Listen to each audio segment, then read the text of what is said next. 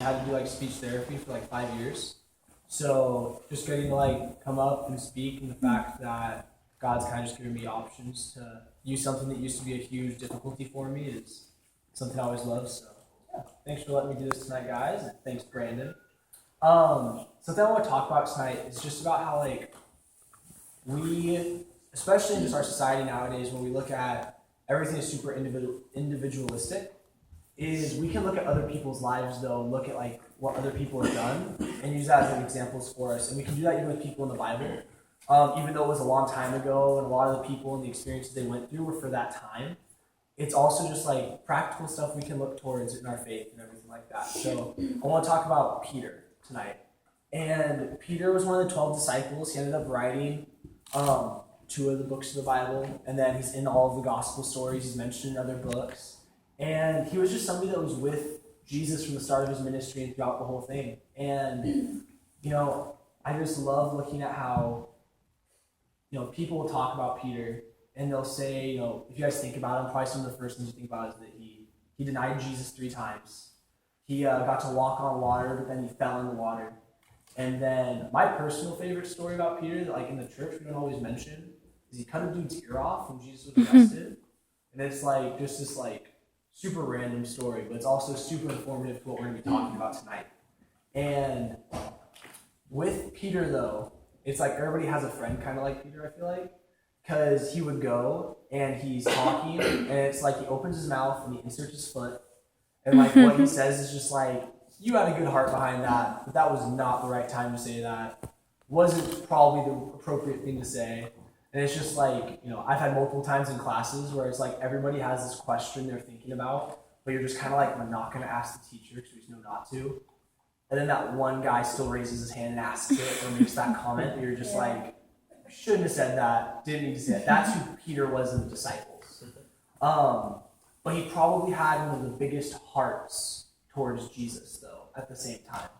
Like, he asked or said stupid things sometimes, but he said those things out of just a gumption of just like, I want to be with you, I want to learn from you, and sometimes that means I'm going to do something maybe a little stupid, but it's because I was trying to do it for you.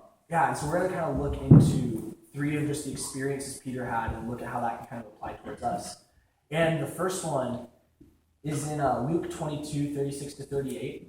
Is Jesus tells the disciples when they're talking, he's like, hey, go prepare your guys yourselves when you guys are going to travel. And he says, sell your cloak and grab for yourselves by a sword. And that's like a super small passage we look at, and we're like, and the disciples said, hey, we have 2 swords right here, we'll bring them with us. And from our perspective and from their perspective too at the same time, it's like, oh, we're going to arm ourselves for battle. Like, I got to have a sword, Jesus saying we're going to go do something probably a little violent or something like that, which Jesus was super peaceful, so it was more of just kind of like this like object lesson, just like be prepared for all circumstances. But when they get arrested, they walk in, and Jesus and the disciples, they're in the garden. It'd be kind of like here right now in Worship House. We're sitting here, and if it was like a normal Thursday night, Brandon's talking to us, and he's giving a word, and police come in, and they're just like, we're arresting you. And then you have Felix stand up, and he's just like, hey, I'm gonna take action in my own hands, picks up like a lamp or something, throws it at the cops trying to save Brandon, and then Brandon looks at him and is just like, hey, what are you doing? Like, that's not what we're about. That's not what our actions are trying to show through this. Like, even when we're being persecuted, like, we're gonna have some peace about it. And Jesus actually goes in that moment and kind of redeems what Peter did. It's also kind of ironic. Peter cuts off his ear. Like, I don't know who aims for the ear when they're using a sword. Like, he's probably aiming for like the guy's head, but he misses. So not only is he like being violent when he didn't need to, it's also just bad aim, not really good with the sword. So it's like just blunder on blunder, just like you're not even doing what you're trying to do right. And he goes, does that. Jesus picks up the ear and he heals it though. He heals the guy's ear. So that guy actually ends up then getting to see Jesus' power firsthand. So in that situation, Peter has this gumption of, I want to save my best friend. I've been doing ministry with him for 3 years. I'm going to save him. I'm going to use these swords he told me to use. And Jesus is like, that's not why I told you to do that. And it's like, but his heart, though, still, though, was towards Jesus. He didn't do it out of like, hey, I want to sin right now. I want to do something bad. It was, I want to do something good. He just kind of screwed up just a little bit in it. And then the next story, kind of moving on from that one. So he just cut the guy's ear off. A little bit earlier, was when in Matthew 14:29, Jesus is going out on the water, he's walking on the water, and he's walking out because he had sent the disciples ahead in a boat. And the disciples, 12 of them, they're just all chilling out there. And water's probably a little rough, all of that. And they see Jesus start to walk out to them. They're like, freaking ghost out there. They're like going out in the Puget Sound. We're all out on a boat. And then you just see somebody walking out. Like, you're going to be like, no matter where you're at, you're still just thinking like, is that a ghost? Like, you're just getting scared. The weather's not good. Now you're seeing stuff. Freaking out a little bit. And that's what the disciples are doing. Like, they're normal dudes. Like, common reaction. And then Jesus is just like walks out and finally just kind of confirms to them, like, hey, no, it's me. I'm the Son of God. I can do a lot of stuff. So kind of calms them down a little bit, and then he says, hey, come to me. And I used to think that call, when he said, come to me, was it like Peter come? Like, because I always talk about like Peter walking water. But it was generic. It would be like, so he said, hey, I'm going to the Seahawks game. And walks in the room and is just like, hey, who wants to come with me? And it's like everybody sits there like, I don't want to be that guy that raises my hand. But then there's one guy that finally is just like, I don't care. I want to go to the game. So he says that to the boat, and all of them are sitting there. They've just been scared, and they're like, wait, Jesus is saying come out of the water. And Peter just steps up, and he steps out of the water. And he has no fear about it. He's just like, all right, I'm going to do this. I want to go to you. With the sword, he cut off the ear. He's trying to protect him. This was a moment where it's showing his love for me. That it was like, I'm going to step on this water for you. And he steps out, he goes out, and then he takes his eyes off Jesus, though, for a moment and looks at the storm. I've heard a lot of pastors say before, like, through the storms of life, keep your eyes on Jesus, things like that. You look at Peter, it's like he literally had Jesus, like, right in front of him. It's like EJ to me right now, I'm looking out. Somebody's like, hey, keep your eyes on EJ. For me, it's super easy to do that. Like, I'm just looking at him, but then I start to get distracted by lights, stuff around me, and it's like, taking my eyes off. In our lives, like, we're having to keep our eyes on Jesus, but in a way of it's like, you're looking towards him. But Peter literally was like, takes his eyes off him, he's looking right at the real flesh and bone person in front of him. And he starts to sink in the water. And that moment probably was super embarrassing. Like, you think about it, the disciples probably looked out, they're like, okay, Jesus asked to go in the water. Peter's like, I'm gonna go. And they're like, oh, shoot, Peter's doing it. And then, probably his brothers, one of the disciples, is like, oh, he fell in. He's not that much better than any of us, He didn't do anything that cool. He stepped out, but he still failed. At least we stayed in the boat and didn't get wet that night. And probably came up from time to time.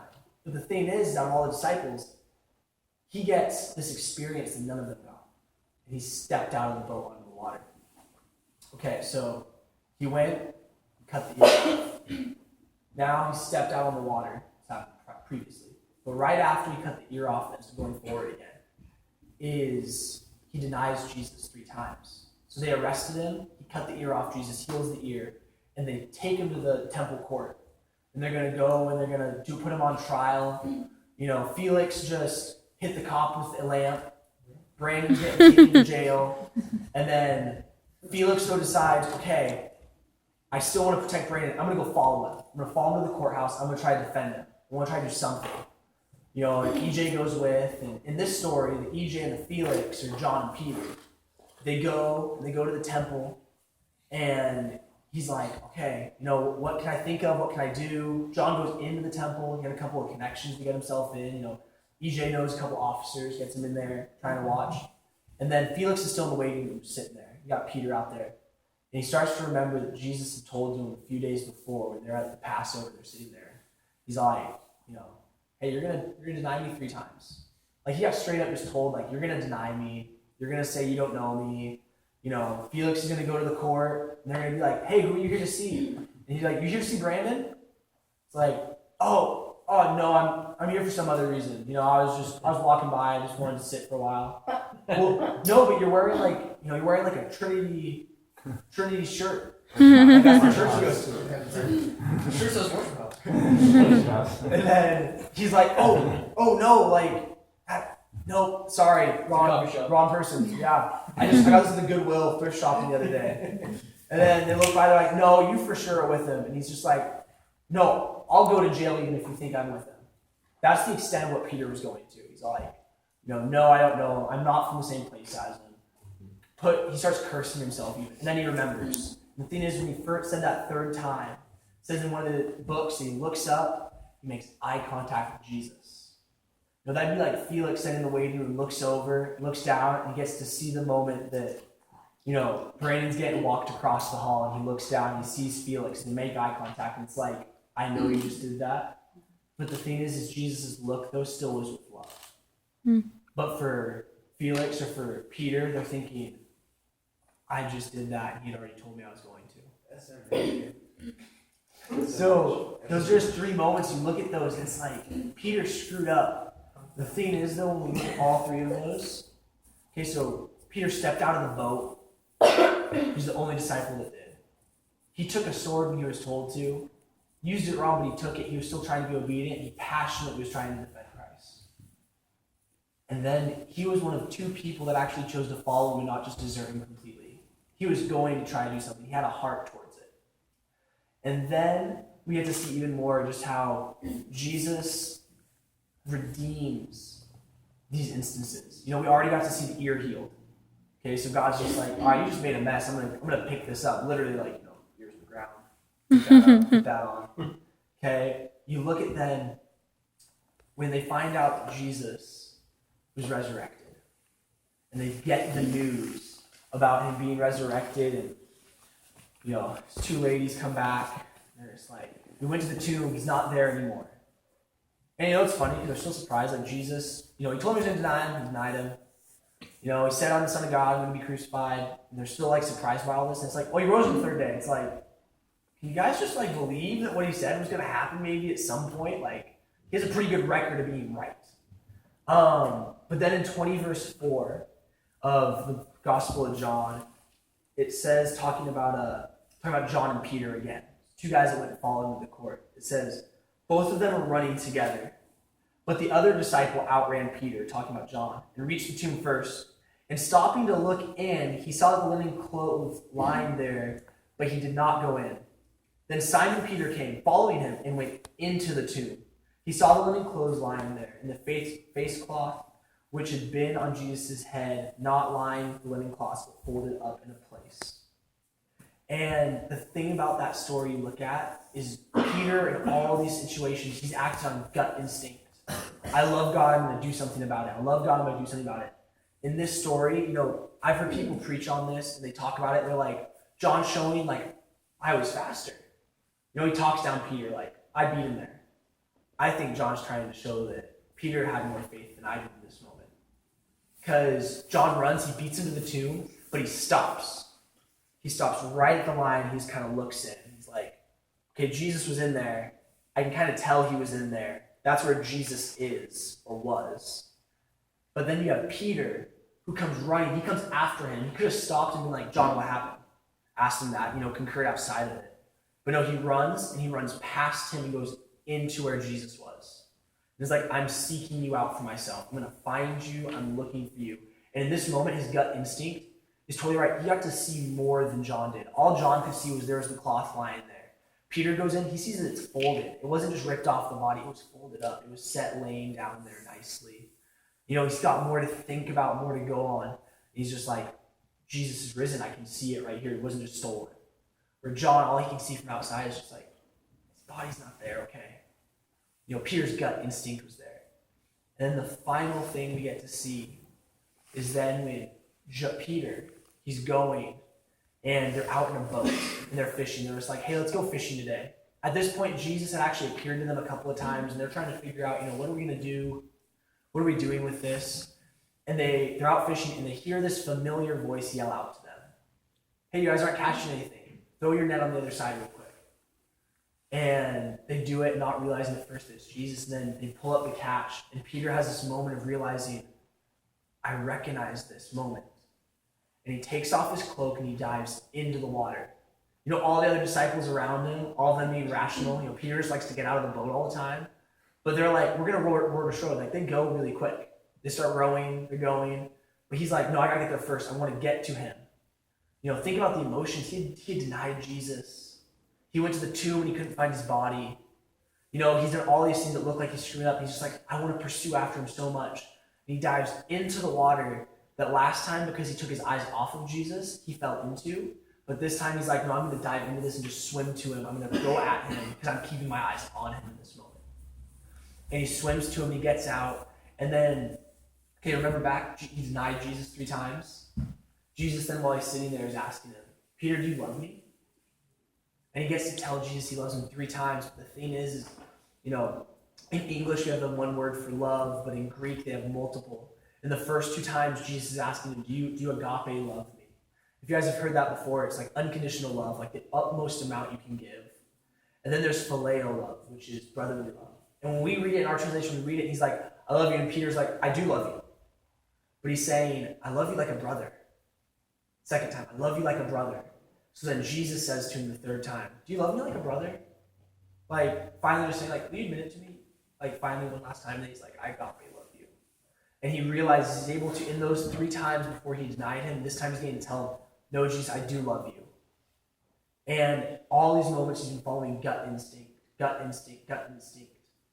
And then Jesus finally tells them, hey, I'm going to send something better for you.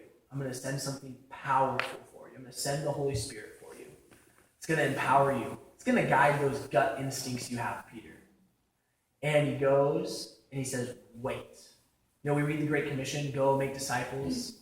That's totally true. That's what it is. For Peter, I'm sure he's excited about that. He's like, okay, cool. I'm good at going. I'm good at going places. I'm good at doing action. He's like, no, wait for the power. And in this moment, he listens to Jesus and he does exactly what he says. And they go and they wait. When the Holy Spirit falls, we think about this man that had screwed up. He had gotten violent. He cut a dude's ear off. He assaulted a guy. He took his eyes off Jesus, lost faith in a moment.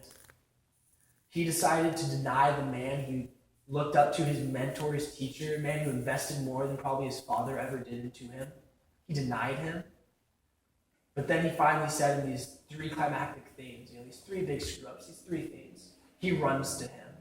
He swims to him. And then he waits for what's to come. And when it comes, he gets to go out and he gets to preach. And he gets to say, he's not an educated man, he was a fisherman. He's a man who was not trained to speak. But he waits for that power from God, does what he says, and then he sees 3,000 people saved that day. He saw the church go from 120 people in a small room to 3,120 people in one day. Because he chose finally, he had this heart, he had this passion, and over time God corrected it, he guided it, he mended it, and then he said finally, okay, wait. And then he revealed to him what he really had for him. And, going to Northwest and everything like that, like Brandon was saying, there's a lot of people who are a lot like Peter that I've seen. I've been like Peter a lot of my life. Or I'm like, okay, God, I love you. Or like, God, I'm afraid. I am scared. I'm more like a John. And I'm scared to step out of this moment. I don't want to get too close to this. I don't want to go into the tomb. What if I see something I don't like? I don't want to arm myself. What if I do something stupid? I don't want to step out of the water. What if I get wet? And the thing is if you're a John, you're going to miss chasing after Jesus fully. You're going to do all the good things. He was a good man. He was the disciple Jesus loved. He sat next to him at Passover. You guys seen that painting that is totally inaccurate of what it probably looks like. But he's sitting next to him. He's leaning his head on him. And he did all the good things. We don't know how many bad things John did. Probably didn't.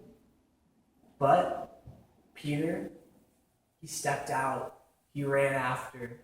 He used all these things. And I just want to tell you guys, if you're scared to step out for God sometimes, good.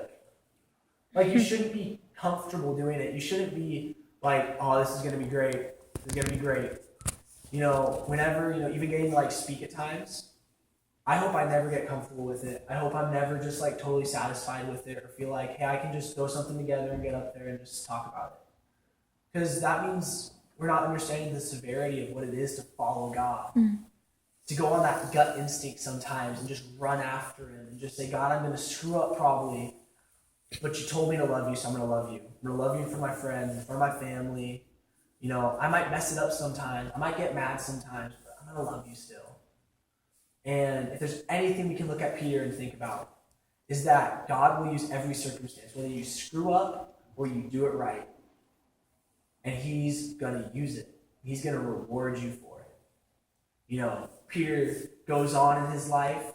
He has times that he's reprimanded by people. He gets corrected by people. They say, hey, you're not doing it right. You know, he's got times where there's like the Jews and the Gentiles. And he's like, okay, well, we need to accept both people. And then he goes and he chooses, I'm just going to sit with the Jews. I'm not going to eat with them. The Gentiles are on their own. And Paul, another guy, comes in the picture who was hated by the church, looks at him and says, you're wrong. You know, stop saying you're going to accept all people and then you decide just to be with your own. That's ridiculous. And then Peter starts to figure it out again. It's corrected. And in faith, we're going to grow. God's going to work on us. And I just want you guys to know, like, look at those around you. Look at what's come before you. You know, if somebody's messed up in an area, hey, look at that. You know, people say make your own mistakes. Well, also learn from other people's mistakes. And looking at Peter, biggest thing to learn, take the good. If you have a gut feeling, I need to step out for God right now, do it. Because if you mess up, but God's in it, it's going to go fine. Yeah. So, if I just pray you guys out, and yeah, just encourage you guys with that.